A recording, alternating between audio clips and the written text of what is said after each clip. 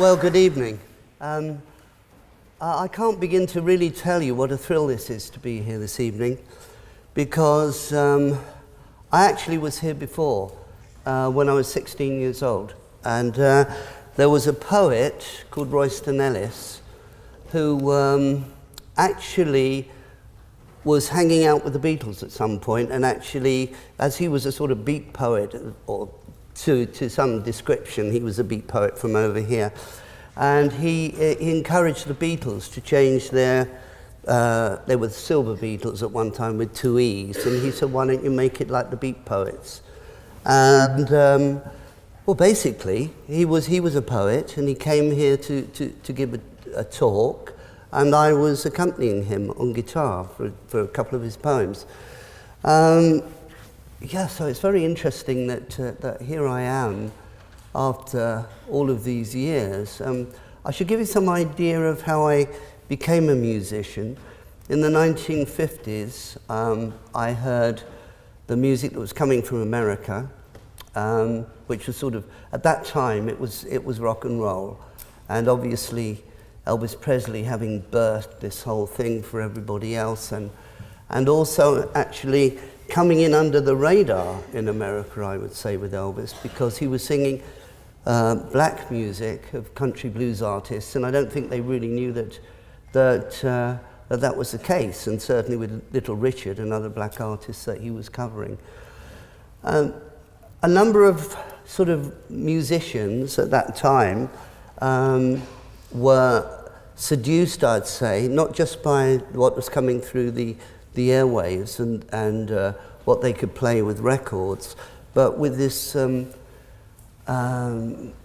really an iconic figure from over here called Lonnie Donegan, and he again was doing American music. He was doing the music of Lead Belly, but doing what they called skiffle, which was playing acoustic guitar, and he had like a little ensemble with him, electric guitar and a bass player. But suddenly, this whole possibility of, okay, you could hear all this complicated music, because of course it sounded like it was coming from Mars or somewhere, being beamed in, a beacon from Mars. But there was this fellow playing very passionately these old sort of blues songs, and, well, Lead Belly, more country blues songs. And you could see a portal with this acoustic guitar. And all of the guitarists from that sort of period, whether they were in the Beatles or whatever band they were, everybody had the same story about Lonnie Donegan. And I had, I'm the same one. I came into the same way with this portal by Lonnie Donegan, and seeing the acoustic guitar and seeing there was a possibility, that it was possible to do this. Well, I did that. I started to learn to play, and I traded up guitars and sort of eventually got to the electric guitar. I think the electric guitar is something which is pretty phenomenal, really, because it comes from America. It's a 6-string electric instrument, so it doesn't have any sort of acoustic resonance to it apart from within itself. And when you think what the electric guitar meant to those people in the sort of 50s, certainly in the 60s, and it started a whole youth revolution. And it could even be said, from what I heard about what was going on in Russia, that it could even have brought down the wall, because the whole politics of what was going on in the West trying to be filtered out in the East, and people were buying records, bootleg records, well, actually not even bootleg records, but for them it was actually a penalty of a jail sentence if they got caught with the music of the 60s. And I know that Led Zeppelin played a big part in all of that, and I found that to be quite moving when I was told that by the mayor of in Poland, one of the mayors, rock and roll mayor he called himself. So anyway, I was here when I was 16. I was also here with a friend of mine, Jeff Beck, to see the Yardbirds play here in the university, and I just happened to be there the night that the band imploded and the bass player left. I'd been a studio musician at this point. I was a studio musician for 3 years, But at that point I came out, and they had the Marquee Club to play in London, and they didn't have a bass player, so I said, well, I'll tell you what, I'll just fill in for the night and see how it goes. And Jeff and I had spoken prior to that about starting a band anyway. Well, actually starting a band, but actually joining in with the Yardbirds. And there was the opportunity. So I think with these things in life, these opportunities come along and you see them. Sometimes you think an opportunity is there, but the timing isn't right. You haven't got all the pieces to puzzle together. But at that point, for me, it was, because I'd done a 3-year term, if you like, as a studio musician, and I was working 5-6 days a week. But it really became an apprenticeship for me, because I've said I started to play the guitar from looking at somebody on the television and listening to records. But by the time I finished being a studio musician, I learned a lot. I made it my business to learn how to read music, also how to record with the microphone placing, the whole science of microphone placing, and also being a musical arranger and producer. So by the time all of that apprenticeship had been served, and suddenly the opportunity came up to join the Yardbirds, I knew that was the time to go, because the thing that happened prior to to going to see the band play with my friend Jeff, because I'd seen a few other concerts as well with them, but I'd become such a accepted part of the musical tradition and one of the backroom boys, that I was getting these big sheafs of music. Well, actually, when I first started doing sessions, they just said, play what you like, because I had the same roots as the sort of bands that were around, like the Stones and the Beatles. And I could just sort of put in riffs, and this was great fun. But just prior to this sort of hiatus with the session world, there was these huge scores of reading music, and basically what it was what they call Muzak, which is lift shaft music, and it was just hell, you know. I'd introduced a distortion box into the world of music, and I was playing the guitar with a bow, and I had all these ideas that I wanted to do, and I'm playing Muzak. No, there's something wrong with that story.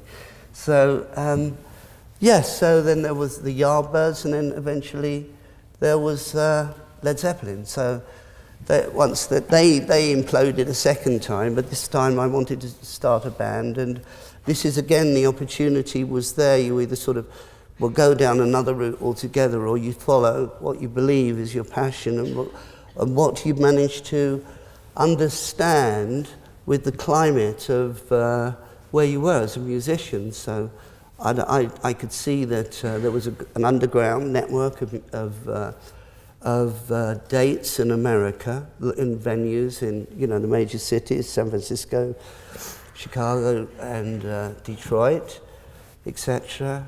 There was a form of radio that had nothing whatsoever to do with pop music, really. It was an underground music. These venues that I was talking about in those cities were underground venues. In the 60s, and this is the late 60s, we're getting onto about sort of 60, 68, 69, that the people then, they really had their music in America, and that's exactly what they enjoyed going to concerts, and they enjoyed, if a band splintered up, they would follow the various members and see what incarnations they would come up with, and they were very loyal and true. So when the Yardbirds folded, I could see that was the route, and I knew that we'd already played these underground venues, and that the underground radio was waiting. It just needed the product to go on there, and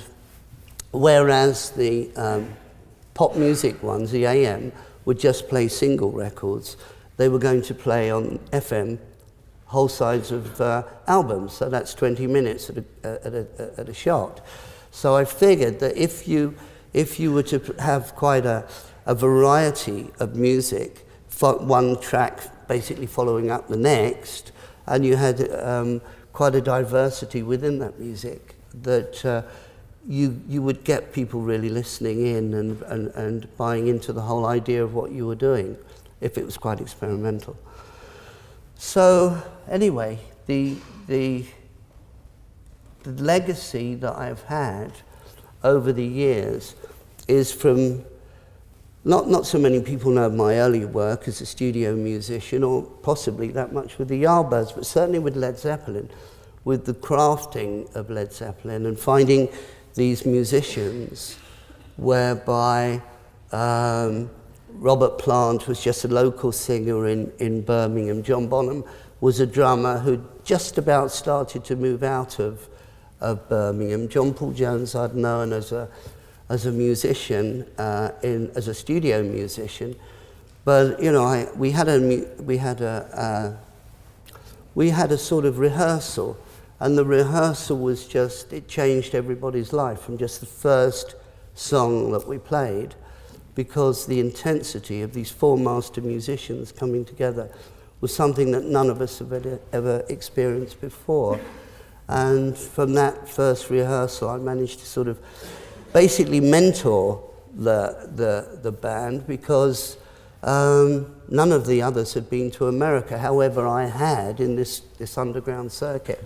And I was very clear about the music that I wanted to do with Led Zeppelin, and have something, a vehicle, which if the first album was going to take off, and it was actually quite a complex arrangement of ideas in there that hadn't been done by other people, and the band could just keep growing and growing and continuing to make very unusual music in various fields as well, and various routes. And that's basically what was accomplished. And as I say, the lifetime achievement of this is here I am now talking to you guys, and there have been a number of like re-releases of Led Zeppelin. But from day one, there's been people, musicians, coming to listen to Led Zeppelin and through the decades. And whether it's from the guitar playing, the performance aspect of that, whether it's songwriting, or whether it's a production, it's been inspiring to young musicians, and I feel that really is my sort of lifetime achievement, to do something which was initially my hobby, turn that into something which was a very professional process, but still a very creative one, and not closed down, and just something which is constantly reinventing itself. And to inspire young musicians is something which is really wonderful, because you pass the baton further on. Thanks very much.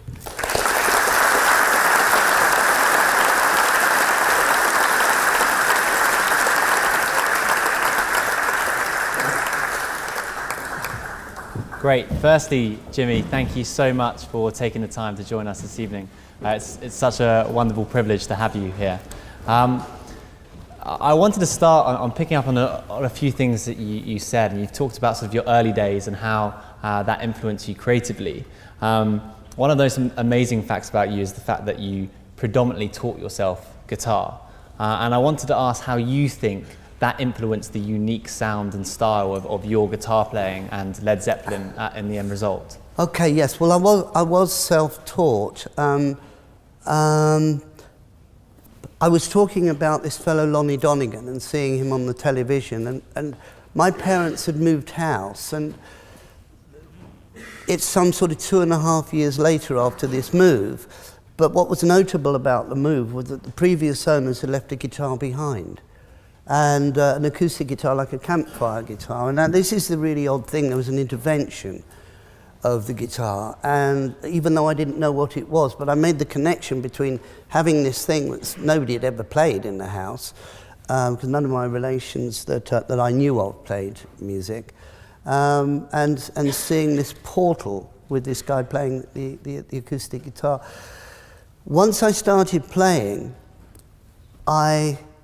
or appreciating guitar, it was this whole aspect of 6 strings, and whether it was acoustic music, whether it was classical music, whether it was rock and roll music, whether it was blues music, country blues music, I just had a voracious appetite for all of it. And so that's the 6 strings, but then I was also, as a teenager I was starting to listen as well and to absorb classical music and Indian music. And by the time I was sort of 18, I just really it's sort of like a sponge soaking it all in. And so with my own playing, I was able to create music. This is why I was a session musician and so much in demand that there was this young, I was 7 years younger than any of the other session musicians when I first went in there, and they would just ask you to come up with ideas, and I was basically just inventing things along the way. So I'd always been able to create music, and then the writing process started to develop, and then I got more material, but it was coming from all various styles of music. Does that answer the question? Yeah. Good. What did being a session guitarist, as you say, teach you about the music industry? Okay, well, one of the things was that even though I was sort of self-taught, obviously somebody showed me how to tune the guitar and a couple of chords, and there was a book called Play in a Day, which was rather interesting. It was written by an old school guitarist even then called Bert Weedon. And Bert Weedon's Play in a Day had these sort of unusual, silly songs, like they were all public domain songs like Bobby Shafto, and it would show you the chords, and they were charts. And curiously enough, so I came across that book when I was about 12 or 13. When I was a studio player, they were using exactly the same charts with the names of the chords. We hadn't got to the point of having to read music at this point. And so I went in there, and it wasn't difficult for me to be able to just either play the chords or make something up around what was going on around me. But I had been very interested in the recording processes of the records that I'd listened to, certainly in the areas of blues and well, actually across all of it, and very good sort of, say, I could listen to records, and I felt as though I was almost in the room with them, because the sort of recording that was done at the time was a limited amount of mics, and in these very early recordings, it relies a lot upon the sound of the room for the acoustics, and I felt like I was in there, and I could hear sort of reverb situations, and by the time I got into the world of professional recording as such, I would ask the engineers, well, how was this done? And they'd say, well, and I'd actually take records along and play them to engineers and ask them how they'd actually managed to record an acoustic guitar with such a wide sound, and it was how, well, that's compression and all these, and I'd learn, and as I said before, like the microphone placing techniques, and I just made it my business to learn as much as I could. And just in so much as that, then eventually they gave me the musical notation to have to read, and I had to read music very, very quickly. I had to learn to read music, but it was an apprenticeship. That's exactly how I viewed it.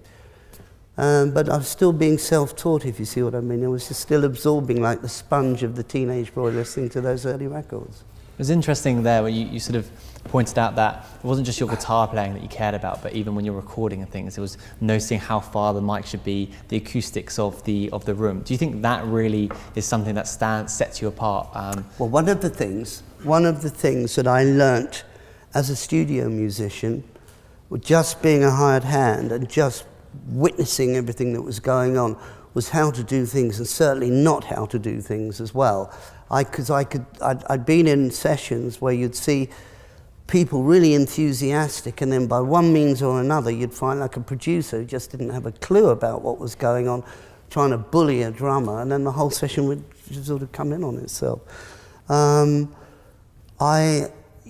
learnt a lot about, for example, one of the things that was very clear to me, there was that musical instruments, the percentage of them outside of electric instruments were acoustic. So if it was acoustic, you would need to have microphones not necessarily right on top of it, but to allow the space so the instrument would sing. And this is the same with the drums. As I say, I'd been a studio musician for 3 years, and I can remember at least 3 of those years of drummers being sort of put into like little booths, which were sound absorbent booths, and so they would hit the drum and it would just go just thud. There wouldn't be any sort of ambience or ring to it, because a drum is actually tuned, and you've got a number of them as well when the drummer is playing. And that I could tell how despondent some of these drummers would be, but they'd say, well, I played really well on that. I just heard the playback, which was rare that you'd even hear a playback, actually. And I said, the drums sounded terrible. Well, it's the fact that you couldn't hear them breathe. So if you put microphones above them, you're going to get, you know, more of a sort of, well, with somebody who could play the drums properly and tune the drums properly, then you're going to get a, you know, much better effect. So, you know, just things that I picked up along the way. They stood me in good stead as a producer when I was a staff producer, but certainly when it came to the point of the Yardbirds and then Led Zeppelin. Mm-hmm. And with your actual songwriting, when you came to sit down and write your songs, did you try and write them for a market per se, or did you write them so you would just personally like them, whether or not those who listened to them did? Well, the one thing that, do you mean in Led Zeppelin? Yeah, it's easier to say yeah, that. Led Zeppelin, yeah. Yeah. Well, the idea with Led Zeppelin was, you see, we had this vehicle of the FM radio where they would play whole sides of records. So it seemed that if you had the variety of music from one track to another, and that they were just totally different sound pictures, but they would lead onto each other, I could see the possibility of that. Basically, with my writing, I was trying to do all manner of things, from sort of blues, yeah, traditional, but we'll say the Chicago blues more than the country blues. There's a whole sort of electric movement that goes on in the 50s in Chicago, where you get all this sort of wonderful harmonica playing and really fine electric playing, and all this sort of riff music, which was the thing that I was so taken by, really. So there was that.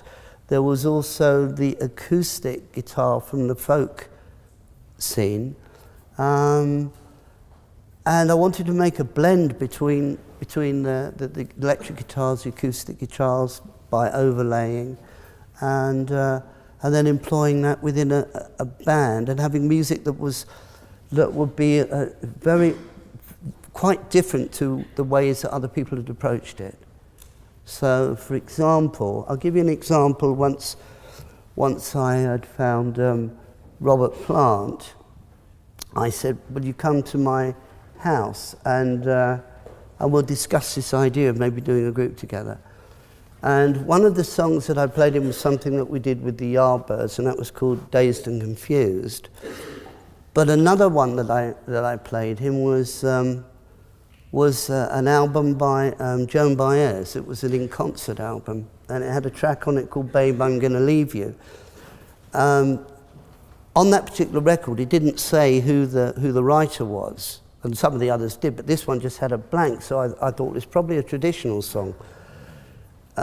She had this very interesting rippling guitar and a very haunting melody over it. And I said to Robert, "Look, I've got an idea for this. In fact, I've already worked out what my guitar part is going to be." It was nothing like the Joan Baez version. And if you just get this top line, if you start singing this top line, then I'll show you what it is. So what the idea of this having the gel of the two things, and of course, it's one of the most important tracks, I think, on the first album, because it goes to show all this sort of layering of the various guitars and the aspect where you can have the fragility of the voice and the guitar, and then the power of the rest of the band coming in on the choruses. And that was the sort of way that I was thinking about things, and of course that was really successful in its end product. Mm-hmm.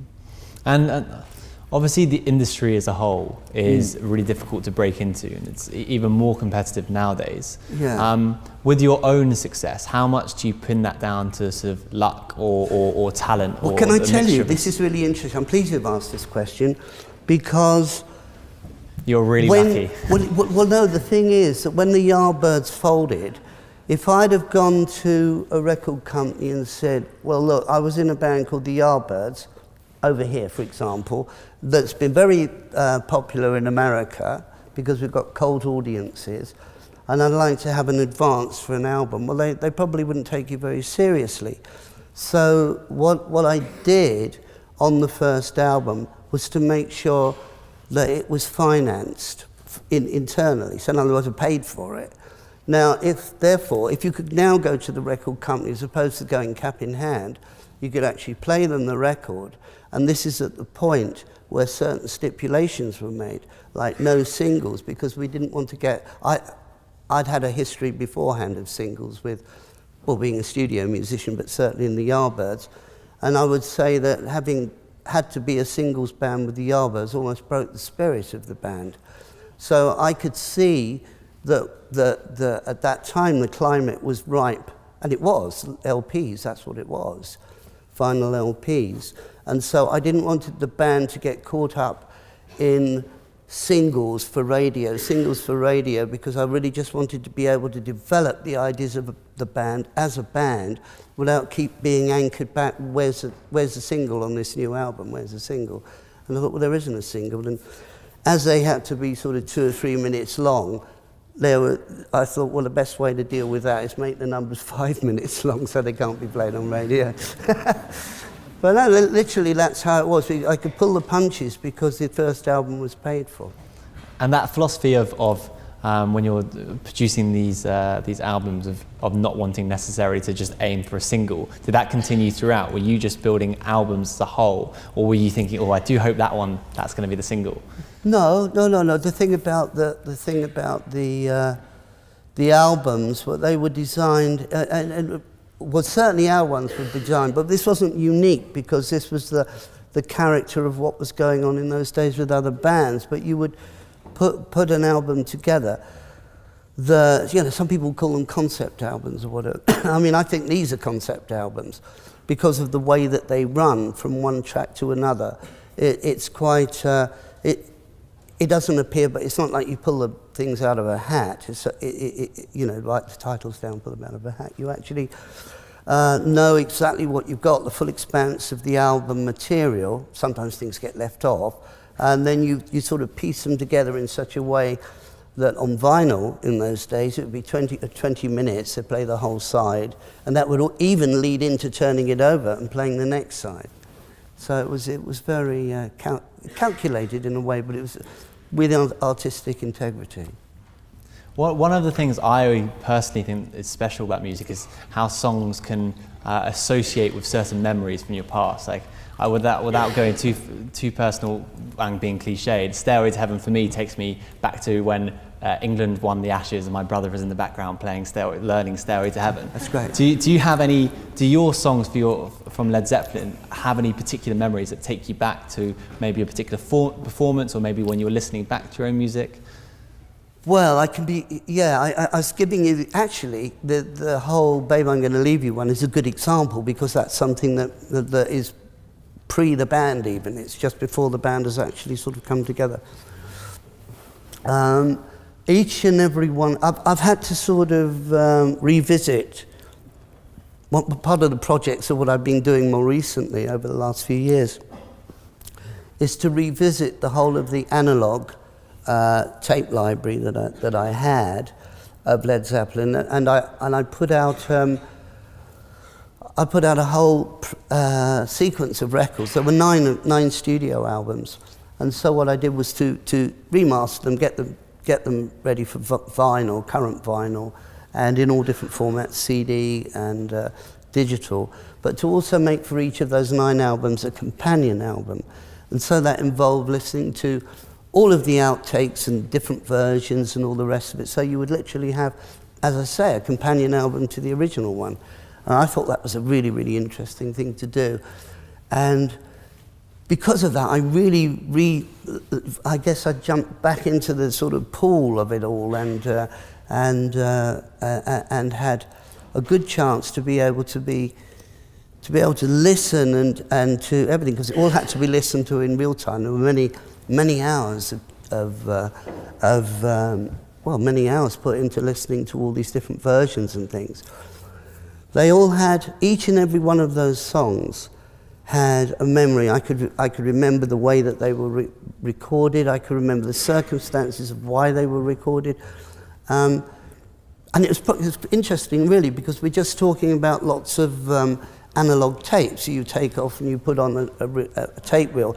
And as they were playing back, I could remember exactly at what point this was done and at what stage, and I'd know what overdubs I was going to hear. It's pretty amazing, and because of course for each song there may be quite a number of various reference mixes, and there were each of those songs has a different story, really. Yeah, great. I think now might be a good time to open up to the audience for questions.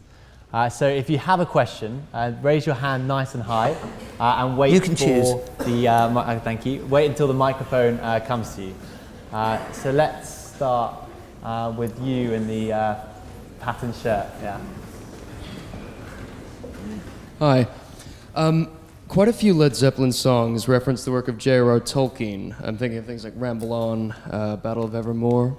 Why did Tolkien and the Lord of the Rings have such an influence on Led Zeppelin? Well, I think, to be fair here, it was the lyrics, certainly of Battle of Evermore and Ramble On, were primarily Robert's lyrics on those. And Robert had read, he'd read Tolkien, and it's just like, yeah, I guess in so much as if you're doing lyrics, everything that's of a word goes in and it comes out another way just as much as it does with a musician, with hearing all things musical. But yeah, it was Robert who wrote the lyrics. Fair enough. Yeah, let's go to you on the end of the yellow jumper. Hi. I read that when you were a studio musician, you once played rhythm guitar for an 18-year-old David Bowie. I was wondering what it's been like for you and your peers to have, known each other from such a young age and watch each other grow and evolve as artists. Okay, it's interesting you've mentioned David Bowie, because not many people know that I even did play with David Bowie. But it was in the very early days of being a studio musician. I was on. He had he had the same producer. This isn't the one that you necessarily know. This is a guy called Chel Talmy in the early days. But he had one was called Davy Jones Davy Jones's Locker, and Davy Jones and the Lower Third, the Manish Boys. So that's three different incarnations that I was playing the electric guitar on those things. And then of course he made an album on DRAM, I believe it was called, and I wasn't on any of the ones after that, but it was only in those earlier ones. What happened in those days, because I can give you a really good example of this, because everyone knows the Beatles, and I think most people have heard that there was a session drummer, and not Ringo, on the very early sessions. Why that was because the producers at the time, and certainly the engineers, would prefer to have the drummers that they knew could just set up their drums and it was instant, as opposed to somebody who was new coming in, they'd never met before, and probably had a very odd way of tuning the drums, and every second counts as money in the studio. So they wouldn't really want to be able to have to spend a lot of time getting a drum sound. So the 2 weak links would be the drums, and then also the guitarist. So that's why I was brought in on all these various sessions, like the Manish Boys and Davy Jones's Locker. Okay. Thank you for that question. Yeah, let's go to you in the greeny turquoisey. Yeah. Just wait for the microphone. Hi. A lot of your songs are quite spiritual, like Stairway to Heaven, which is the best song ever written. And I wondered if you could tell us about your involvement in the Golden Dawn. Oh, my involvement in the Golden Dawn is in so much as I was was very interested actually in Eastern and Western mysticism, and I spent time reading and researching when I was younger. Yeah, I guess that's it. That's there were some very eminent characters in the Golden Dawn, and I found it very interesting to see the history of those that had been in it, and this sort of esoteric movement, and also sort of what went on, the offshoots of it, of that sort of love of all things mystical and magical, all things bright and beautiful, really. Do you think that's why people did that thing when they played Stairway to Heaven backwards and said that you were talking about Satan? Yeah, well, you know, I'm going to go straight back to the Beatles here, because there was a time when somebody wrote a thesis about Paul McCartney being dead, and Paul is dead. And if you played back the records, I'm very serious here. It's crazy, but if you played back the records, there was something which said Paul is dead, and so then they started to play back all manner of records, and of course we were going to be main candidates for it, and somebody said, oh, it says My Sweet Satan in it, and I thought, oh gosh, it's hard enough writing the music one way round rather than that way.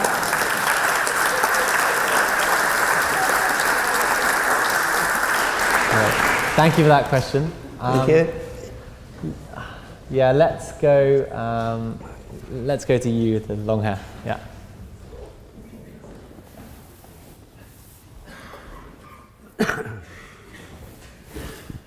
Hi. We've talked a lot about kind of songwriting and composing, but Led Zeppelin was also quite known for, in a live setting, kind of stretching things out using improvisation.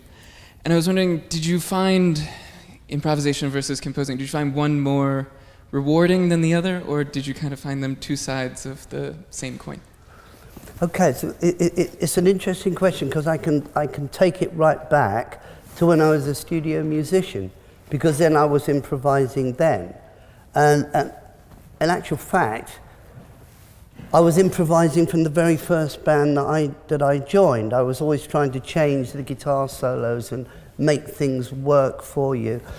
The Yardbirds was a band that was very much into improvisation, but the archetype of all is Led Zeppelin, because what I can say there is that, say for example, if we had well actually I've just been listening to something which was recorded in January 1973, and there's a version of Dazed and Confused which in July of 1973 it's recorded and becomes part of the Song Remains the Same film.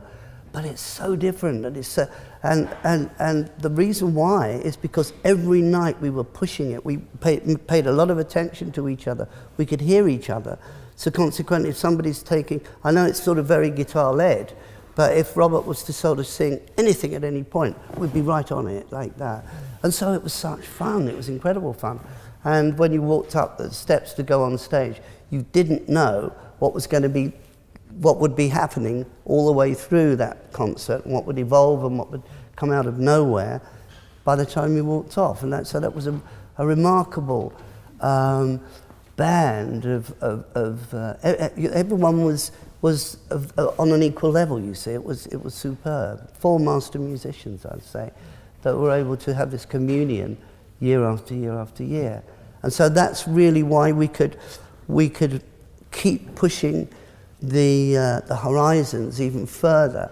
So, if there was a hill, we were going to go over it to see the next hill and go over that, because we were so good that we sort of owed it to ourselves to do that, to keep growing and make the music so interesting and challenging, not just for us, but for other people who heard it. Thanks. Great. Thank you for that question. Yeah, let's go to you in the stripy red and blue top. Yeah, you. Towards the front. There we go. Hi, I was just wondering about my favourite Led Zeppelin album, which is Physical Graffiti. At what stage did you realise that this was going to be a bigger album than a single LP? And also, what's the story behind In the Light, which for me is the most intriguing Led Zeppelin track? Okay. I'm going to start off. Let's hope I can remember the In the Light, because I'd like to talk about that as well. Basically, after the fourth album, which we'd actually made the fourth album on location, this was a radical move. It was recorded at a house called Headley Grange. Curiously enough, Headley Grange was an old workhouse, Victorian workhouse, but it was in the countryside in Hampshire, and we'd heard that Fleetwood Mac had rehearsed there. Nobody recorded there. Fleetwood Mac had rehearsed there, and that meant straight away, well, there's no noise problems, and you could actually stay in this place. You could be in residence there, and I thought it would be really novel to take a mobile recording studio there with multi-tracks and actually stay in the location and actually use it as a workshop to actually make music, record music, and commit it to tape and etc. Relative to the fourth album, there was quite a number of songs that were left over, as there had been from, the third album as well. But from the fourth album, there's quite a number of songs left over. And then we went back to Headley Grange to begin to do the next set of recordings. And basically what happens is, from the fourth album and Houses of the Holy, by the time we get to the point of Physical Graffiti, we've already got a few songs left over. And given any point that we actually had recording, the space to record at our own leisure, etc., which is basically what we did from the first album onwards, certainly after the first album, it was a creative cauldron, really. There was just so much coming out of it that even though we went in to do like a single album, I could see straight away that we could extend it and then incorporate some of these other tracks that were left over from other previous recording sessions and make a double album. So you could go from a song which actually was recorded on the fourth album, like Boogie with Stew, but wouldn't have fitted on the fourth album, but actually it had we had the Rolling Stones mobile recording to be able to record with, and Ian Stewart, who was like their road manager. He was originally in the band playing piano, a genius of blues and boogie-woogie piano. He came down to see how we were getting on the fourth album and just sat in and started playing. Well, we couldn't put that on the fourth album, but we jolly well could on a double album. And so suddenly the whole thing just seemed to be from the huge sort of climax of Kashmir to these sort of things which were quite fun, and the Bron Ra instrumental, which is just the guitar. You could go through all these various moods and textures and colours and journeys and stories that it seemed to be the best way to go. In the Light, that starts off as a sort of, most of these things started off, they all started off with the musical content, and then Robert would supply he would come in on scat singing, and then he'd come up with sort of lyrics and things. Within the Light, it was one song, and actually, I was talking about the albums and their companion discs. That the original version of it comes out on one of those companion discs. It's called Everyone Makes It Through, I think. But we had this thing, Robert went away and he came back with these sort of block vocals as it opens up, which is very much like Music of Bulgaria. If you've ever heard any of that choral stuff, it's very much into that sort of idea. And the opening of In the Light, it has a drone. It starts with a guitar drone, which is bowed in a chord and then built up to a big texture. And then John Paul Jones comes in with this most incredible keyboard line, which sounds like a Shenhai from India, which is a reeded instrument. But it was, the whole construction of this was building and building and building, and it's really rather beautiful, I think. Thank you. Thank you for that question. Let's go to you in the red top, just here. Yeah.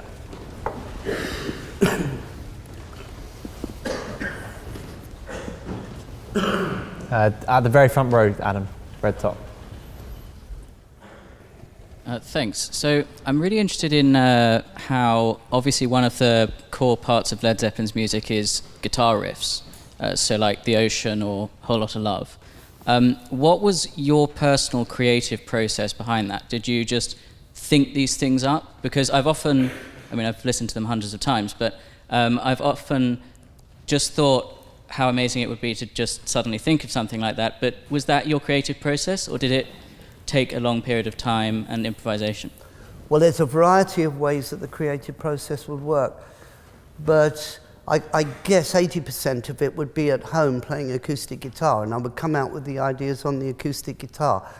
However, a good example of something which comes out of nowhere is the song Rock and Roll, because we're recording something else, and we're in various parts of Headley Grange. We're not all in the same room at this point. And John Bonham plays this drum introduction, and I just start playing what you know as rock and roll, that opening sort of 12-bar thing, and it was like, oh, let's stop what we're doing, let's do this. So that's literally something that just comes out of thin air. It's just hearing the opening. It's like a Little Richard drum intro, actually, and I recognised what it was and where it came from. It's like from Keep a Knocking by Little Richard, and then I'm playing the guitar. I'm following on immediately in the way that I would hear like a brass section, like in Little Richard's band. So that riff is like that in my mind, and it's being played as a 12-bar. And we just stop, and then we just have fun doing that. Other songs were written, as I say, at home, and I'd have from just simple riffs and things to present to the band, or I'd have complete songs like 10 Years Gone. That's the other extreme to things. But if we weren't touring, I would be at home and I'd be thinking about the next album and writing for it. Great, thank you for that question. Let's go to you with the red on the black. Yeah.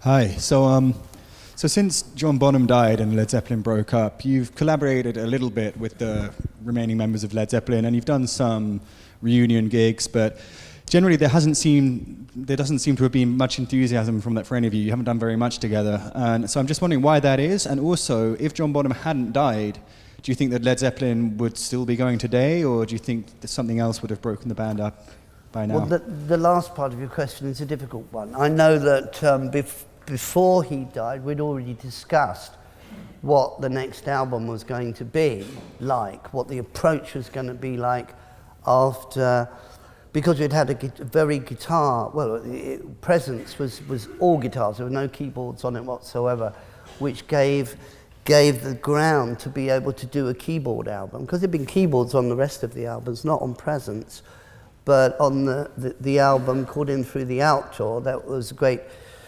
The keyboards were really featured on that because John Paul Jones had bought this amazing synthesizer outfit called the Dream Machine, so I think that says it all really.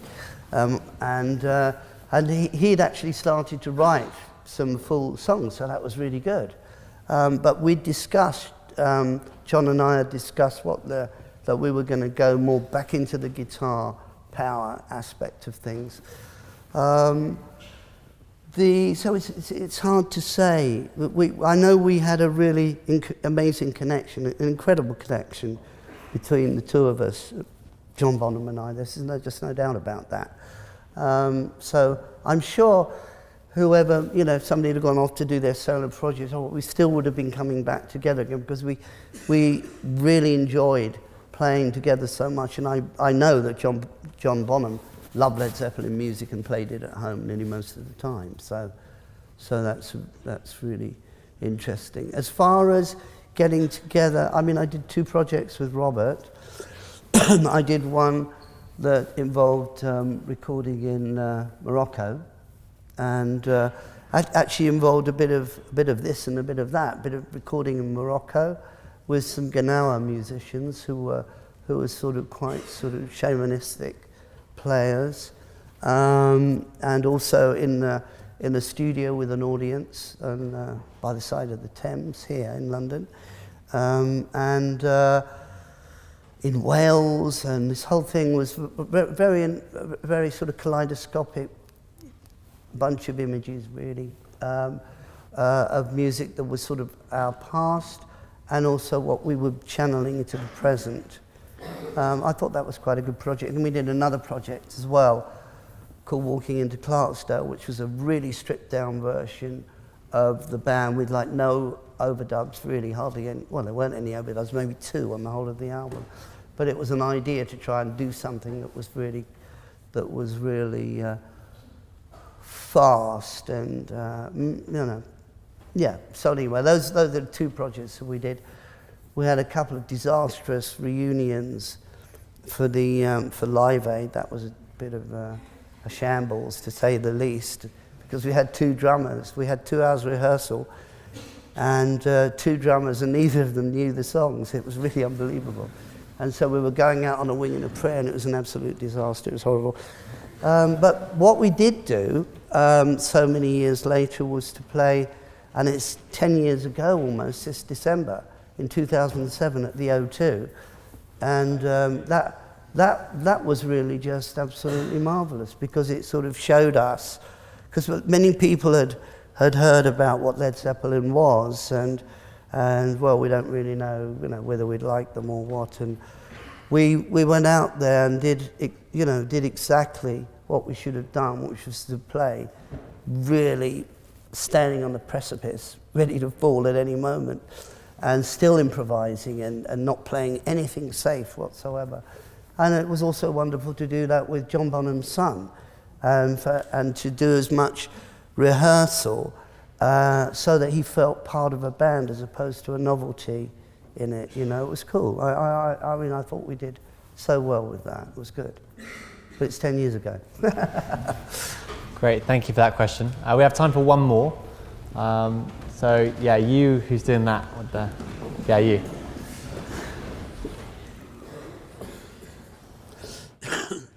What's your most cherished memory of you being in Led Zeppelin with regards to the lifestyle in the 1970s experience?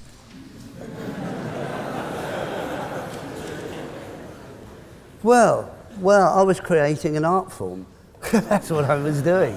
I mean, I was. From day one, I was developing a whole persona, but I was living it. It wasn't anything that was false or sham. I was living it every inch of the way, and that was the determination of it, because I was so committed to the whole aspect of writing new music and presenting views on music that other people hadn't really got to yet. I mean, they probably would do, but to be able to do that, and I just really, like each and every one of us in that band, as I said, it was a communion, and that was just something which was such a buzz to be playing in a band like that, and certainly a band that, I mean, initially from Led Zeppelin 1, I knew exactly the whole of the textures that I wanted to present to people, so that it would go, wow, that's really interesting. I haven't heard so many things approached in one go, and just the ethos of trying to keep moving and moving and moving forward in these ideas. I mean, that was just intoxicating. Great, I'm afraid that is all we have time for. Oh, okay. So please join me in thanking Jimmy Page.